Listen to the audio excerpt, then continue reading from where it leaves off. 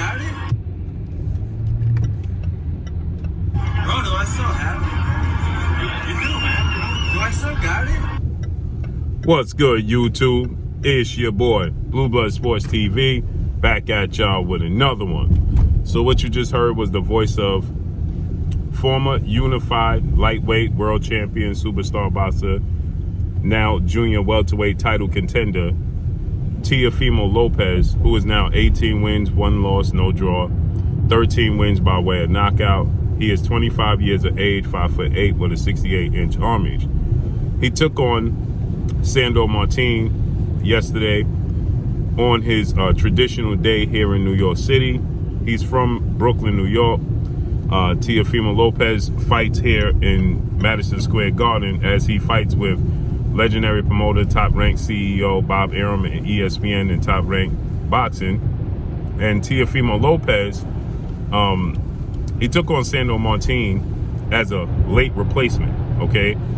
Sandor Martin, he, shocked the world when he defeated 4-division world champion Mexican superstar boxer Mikey Garcia, okay?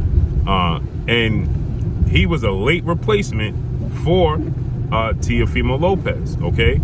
And I told everybody that Sandor Martin is no walk in the park for Teofimo Lopez, who was initially supposed to fight Pedraza. Pedraza is, not the same fighter anymore he once was, okay? And so Sandor Martin, he came into this fight with 40 wins, 2 losses, no draws, 13 wins by way of knockout, okay? 29 years of age, 5'8", but he's a southpaw, he's slick, okay? And he's coming off of a high because he defeated Mikey Garcia, right? Via split decision, majority decision, should have been unanimous decision the way he beat Mikey Garcia. And, Teofimo Lopez, he had a loss where he fought George Kambosos Jr. with a herky-jerky style, and, quick hands and quick feet. Sandor Martin has quick hands, quick feet, but he's also a southpaw, okay? And again, like I said, Teofimo Lopez, he struggled in his loss with George Kambosos Jr. Now he had a comeback fight after he defeated George Kambosos Jr., okay? And he got the victory, his first fight at junior welterweight, right? But there was a lot of excuses made for Teofimo Lopez. Tons and tons of excuses made for Teofimo Lopez as to why he lost to George Kambosos Jr., okay? There was 1,000 excuses, right? And he came back. He fought Pedro Campo, right? His first fight at junior welterweight. He didn't look that great, but people were saying Teofimo Lopez looked great against Pedro Campo. He looked great in that fight, and I was telling people he did not look great for a guy that was supposed to be a showcase fight for Teofimo Lopez. Pedro Campo was supposed to be a showcase fight for Teofimo Lopez. He did not look great, but he got the victory, okay? He got a knockout victory against Pedro Campo in the 7th round. But it was supposed to be a showcase fight, and he didn't showcase his talents in that fight. But nonetheless, everybody said that Teofimo Lopez looked great because he got a knockout. Now, Teofimo Lopez, the excuses was, and his loss to George Kambosos was that he had an esophagus injury. He had a problem with making the weight. At 135, he was too big for the weight. They also stated that, he felt that Matchroom CEO and promoter Eddie Hearn and DAZN set him up. Tons of reasons and excuses as to why he lost. Well, now you hear Teofimo Lopez in a fight that he should have lost again against Sandor Martin. He should not have gotten a nod, right? But traditional Heisman weekend, Madison Square Garden, they gave Teofimo a nod. You can clearly see in his body language that he didn't feel like he won the fight, okay? And his words tell you he didn't feel like he won the fight, okay?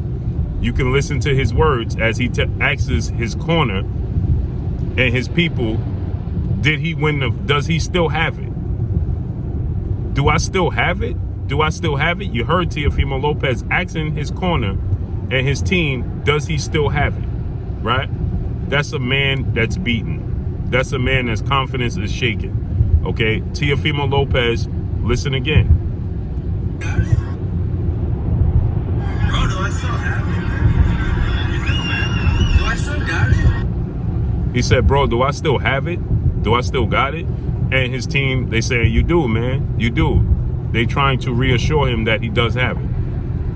Ever since Teofimo Lopez's win over Olympic two-time gold medalist, three-division world champion, former unified Ukraine superstar boxer and lightweight world champion, Vasyl High-Tech Lomachenko, he went on a natural high immediately because the perception of Vasyl Lomachenko and how everybody perceives Lomachenko as the greatest fighter since sliced bread at one point in time, the Matrix, right?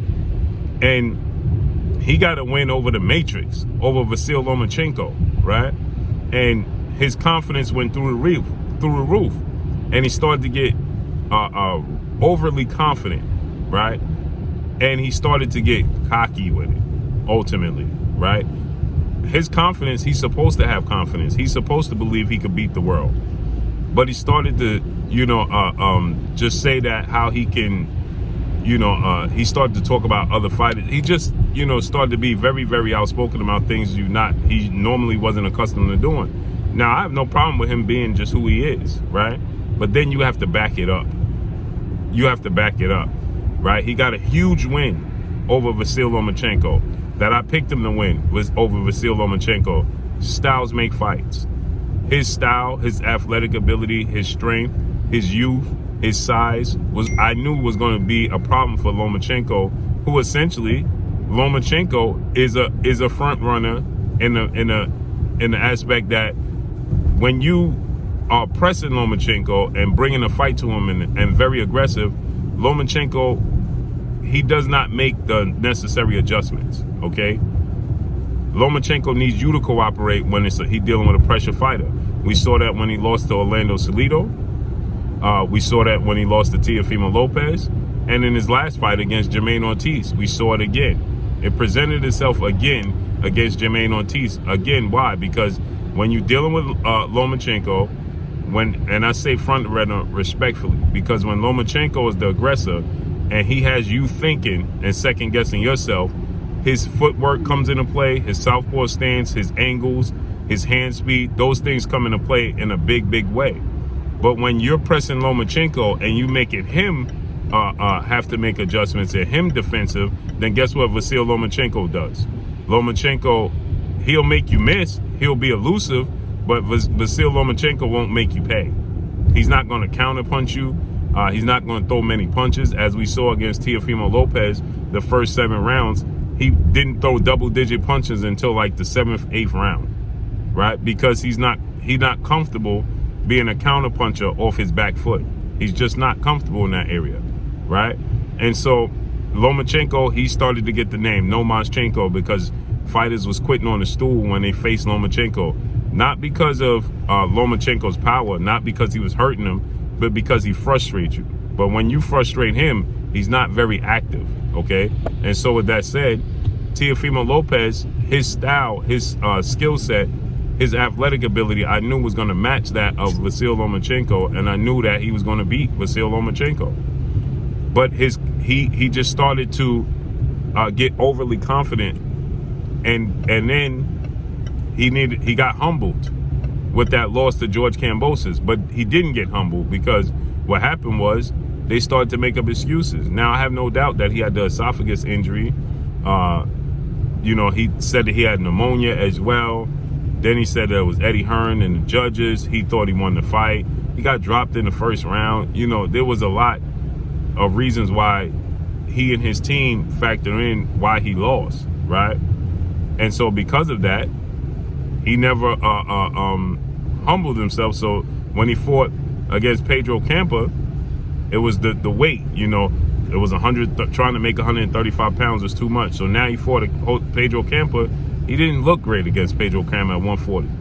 And now in a late replacement, he fights the southpaw Sandor Martin, and he actually loses.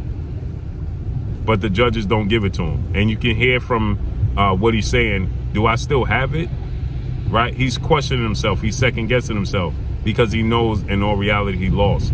Yes, he still has it. Teofimo Lopez is young. He's 25 years old. He's athletic. He has power. He can box. But he needs to get back to the fundamentals, period.